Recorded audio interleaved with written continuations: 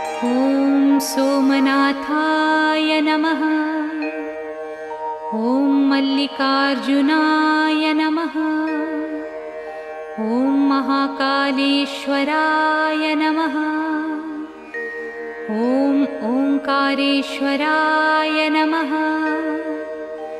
ॐ वैद्यनाथाय नमः। ॐ भीमशङ्कराय नमः।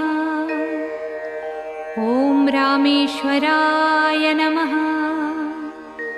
ॐ नागेश्वराय नमः। ॐ विश्वेश्वराय नमः।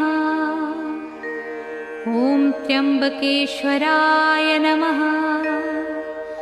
ॐ केदारेश्वराय नमः। ॐ भुस्मेश्वराय नमः।